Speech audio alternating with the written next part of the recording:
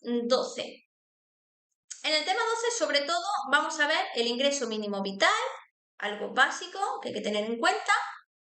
El caso de prestaciones múltiples, como por ejemplo también la modalidad contributiva, pensiones no contributivas, jubilación no contributiva. Todo esto pues lo encontramos aquí en este tema 12. Pues vamos a lo primero de todo con el ingreso mínimo vital. El ingreso mínimo vital o el IMV, como seguramente lo encontramos en el examen, es una prestación y está dirigida a aquellas personas que están en una situación de extrema necesidad, ¿vale? Porque han dejado de percibir, pues, una renta, ¿vale? Carecen de recursos económicos, por lo tanto, se encuentran en una situación de necesidad. Ellos mismos no pueden cubrir sus necesidades más básicas, entonces pues solicitan el ingreso mínimo vital. ¿Qué requisitos se necesita para acceder al IMV? Pues se necesita residir en España, ¿vale? Tiene que residir de manera legal, por supuesto legal, en España. Tienen que encontrarse en situación de vulnerabilidad económica, pues por no tener renta, no tener ingresos o patrimonio suficiente, que es el más básico de todo. ¿Vale? De nada nos sirve vivir en España de manera legal si luego estamos en una situación de vulnerabilidad económica. Ese es el más básico de todo. Y que las personas beneficiarias que tengan como mínimo 23 años, que no formen parte de una unidad de convivencia, siempre que no se encuentren en una situación de vínculo matrimonial o en situación de pareja de hecho, que sean menores de 30 en el momento de solicitar el IMV y en este caso pues tendrán que acreditar que han vivido de manera independiente en España como mínimo 2 años anteriores a esa fecha, ¿vale? A la fecha de la solicitud de ley. Pues son los requisitos, ¿vale? Importante a tener en cuenta. ¿Cuánto dura el ingreso mínimo vital? Pues la verdad es que no hay una duración máxima, ¿vale? Es verdad que en otras prestaciones sí que hemos dicho, pues mira, dura 5 años, dura 6 o dura 3. En este caso no se puede saber. ¿Por qué? Porque esta prestación se le da a personas que están en una situación económica bastante extrema, ¿vale? Están en situación de necesidad económica. Por lo cual, habrá gente que esté en una situación precaria durante 2 años, gente que lo esté durante 5, gente que esté durante 5 meses. Entonces, como no se sabe, pues el ingreso mínimo vital, esta prestación esa persona lo va a percibir durante todo el tiempo en el que haya motivos para recibir ese ingreso mínimo, ¿vale? Mientras se encuentre en esa situación de precariedad, pues va a estar recibiendo el ingreso mínimo vital. Casos en los que se suspende y casos en los que se extingue. Bien, la suspensión del derecho de ingreso mínimo vital, hay muchas causas por las que se suspende, pero las que yo considero más básicas, más importantes y que más suelen preguntar son estas tres de aquí. En primer lugar, que se haya perdido de manera temporal, como mínimo, uno de los requisitos que se exige para su reconocimiento, es decir, como mínimo, uno de estos tres. Mínimo. Que incumple de manera temporal, ya sea la persona beneficiaria o el titular, o incluso en el caso de la convivencia, pues al miembro, de las obligaciones que debería de tener a la hora de acceder a la prestación. Y en el caso de encontrarse ante una situación de traslado al extranjero por un periodo continuado, en este caso superior a 90 días naturales al año y que no se haya comunicado a la entidad gestora, relación mínima y que además esté justificado, pues se suspendería el derecho. ¿Qué quiere decir esto? Que si, por ejemplo, yo me voy a Francia, ¿vale? Y voy a estar allí 6 meses. Y me voy a Francia y a mi entidad gestora no le digo nada, no la aviso, ni lo justifico tampoco. ¿Qué ocurre? ¿Me he ido más de 90 días? Sí. De hecho, me he ido 6 meses. ¿Lo he comunicado? No. ¿Lo he justificado? Tampoco. Por lo cual, el derecho mío se suspende. No se extingue, ¿eh? Se suspende mientras yo esté en esa situación. Es decir, que si estoy 6 meses en Francia, pues esos 6 meses no voy a cobrar el IMU. Casos en los que se extingue el derecho. Pues también ocurre un poco igual que con la suspensión. Hay muchos, pero lo más importante son estos tres. En primer lugar, que el personal titular fallezca. Si fallece, se extingue. Que haya una resolución recaída en un procedimiento sancionador y que se renuncie al derecho. Si hay una renuncia del derecho, que bueno, habrá gente que esto suele ocurrir tanto, pero habrá gente que renuncia al derecho, pues se extinguiría. y ya no se podría volver a percibir. Y por último, del IMV vamos a ver el derecho a la prestación y al pago. ¿Qué quiere decir esto? ¿Cuándo nacería el derecho a la prestación del IMV? Pues a partir del día 1 del mes siguiente a la fecha en la que se presenta esa solicitud para recibir la prestación. ¿Cómo se realiza el pago? Pues el pago es mensual, ¿vale? Todos los meses se va a ingresar pues, la pequeña cantidad que corresponda a la prestación. Y se va a realizar por transferencia bancaria. En este caso, se realiza por transferencia bancaria a una cuenta del titular de la prestación. ¿Qué quiere decir esto? Que me vuelvo a poner yo de ejemplo. Imaginaros que yo pido el ingreso mínimo vital, yo pido la prestación. A mí se me concede. A mí todos los meses se me va a pagar la cuantía que me pertenezca dependiendo de mi caso. Que por cierto, depende de la persona y de su caso, va a ser una cuantía o va a ser otra.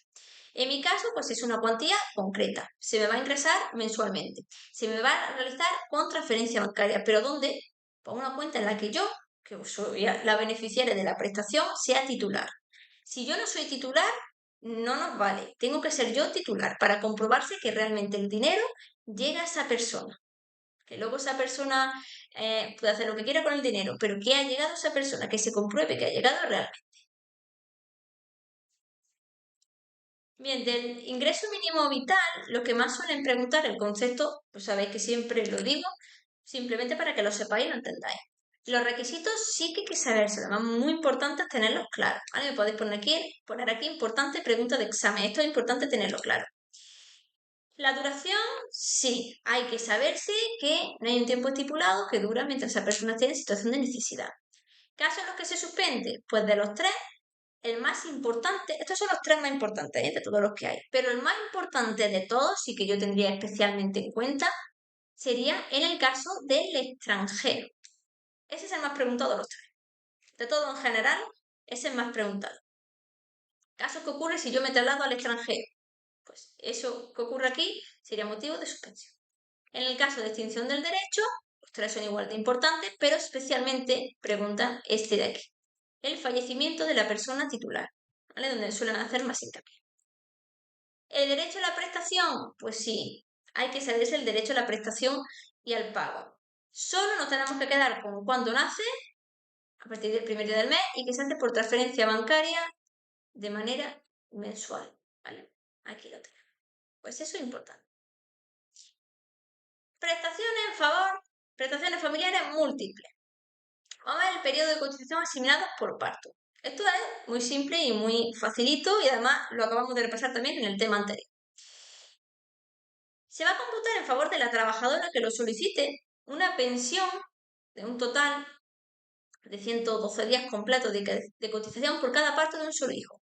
¿Que hablamos de un parto múltiple a partir del segundo hijo, el segundo hijo incluido? Pues va a ser 14 días más por cada hijo. Que son 2, pues ya sabemos que son solo 14 días más. Que son 4, pues ya sabemos que son 14 por los 3 hijos.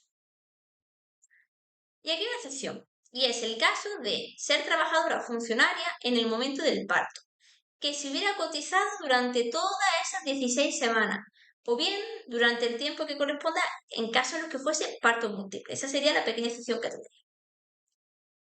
Bien, prestación familiar en su modalidad contributiva. Excedencia por cuidado de hijo menor. Pues a los trabajadores se les va a reconocer el derecho a un periodo de excedencia con una duración no superior a 3 años. ¿Para qué? Pues básicamente para cuidar y atender a su hijo. Hablamos de hijo que sea por naturaleza, como hijo en casos de adopción o acogimiento permanente, no da igual, ¿vale? Y se empieza a contar desde el momento del nacimiento o desde que recaiga una resolución judicial o administrativa, ¿vale? Nos valdría cualquiera. En el caso de excedencia por cuidados de familiares, los 3 primeros años de excedencia que los trabajadores disfrutan para cuidar básicamente a otros familiares va a ser hasta el segundo grado de consanguinidad o afinidad.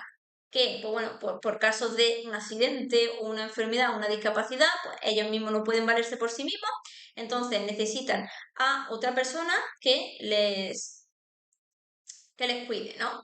En este caso, pues un ejemplillo que podríamos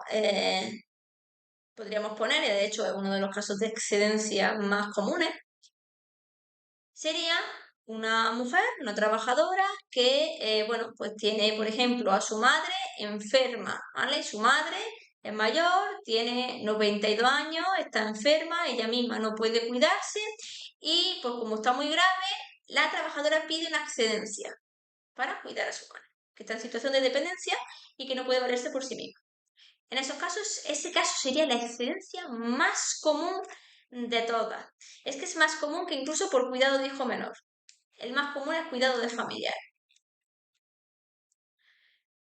Luego tenemos por aquí las pensiones no contributivas. ¿Quiénes pueden beneficiarse de una pensión no contributiva? Pues aquella persona que sea mayor de edad, es decir, tenga más de 18 años y menos de 65 años, tiene que moverse en esa franja, tiene que vivir en territorio español de manera legal o bien, como mínimo, haberlo hecho durante 5 años y de esos 5 años, 2 tienen que ser inmediatamente anteriores a la fecha de solicitud de esa pensión. Tiene que estar en una situación de discapacidad o en una enfermedad que, bueno, ya se haya asegurado que es crónica y tiene que ser en un grado igual o superior al 65%. Y por supuesto, pues no puede tener renta ni ingresos suficientes, ¿vale? Es decir, tiene que estar en una situación más bien precaria. ¿Cuál es la cuantía de la pensión? Pues para el año 2025, las pensiones no contributivas tendrán un importe anual de 7.905,80 euros. Esto es un importe anual, ¿vale? 7.905,80 euros. Esa es la pensión que habría para el año 2025. Y por último, tenemos la jubilación no contributiva. ¿Quiénes son beneficiarios? Pues aquellas personas que tengan cumplido 65 años de edad, que vivan legalmente aquí en España, o bien, y además que lo hubieran hecho durante 10 años entre la edad de 16 años y la edad de vengo de la pensión, y de esos 16, pues 2 tienen que ser consecutivos y anteriores a la solicitud de la prestación, y pues que no tenga renta o ingresos superiores a los de la pensión de invalidez. ¿Caso en los que se extingue este derecho? Pues se extingue cuando ya se ha perdido por completo la condición de residente legal en España o traslado de residencia fuera de España por un tiempo que está por encima de los 90 días, que ya sí que tenga renta y que tenga un ingreso suficiente pues, para poder hacer frente a sus necesidades más básicas, o que fallezca. Si fallece el beneficiario, pues se extingue. Bien, de aquí de este tema en concreto, lo más preguntado es el ingreso mínimo vital. Digamos, el apartado más importante y más básico de este tema, el ingreso mínimo vital. Ahora bien, de la prestación por familiares múltiples no suelen preguntarlo. De la familiar en modalidad contributiva, sí, y en especial excedencia por cuidados de familiares. Ojo, con esto no me refiero a que excedencia por cuidado de hijo menor no sea importante en el examen y no vaya a caer. Sí, puede caer, pero que suele gustar más preguntar esto, ¿vale? La excedencia por cuidado de familiares. Las pensiones no contributivas, beneficiarios sí que hay que sabérselo, y la cuantía de la prestación también, 7.905,80 euros, que es para el año 2025. No sé si en 2026 cambiará o no, pero para el año 2025 así será la cuantía. De la jubilación no contributiva, con que lo sepamos los beneficiarios es suficiente. La extinción no la pregunta, no es una cosa muy preguntada. Los beneficiarios sí hay que saber.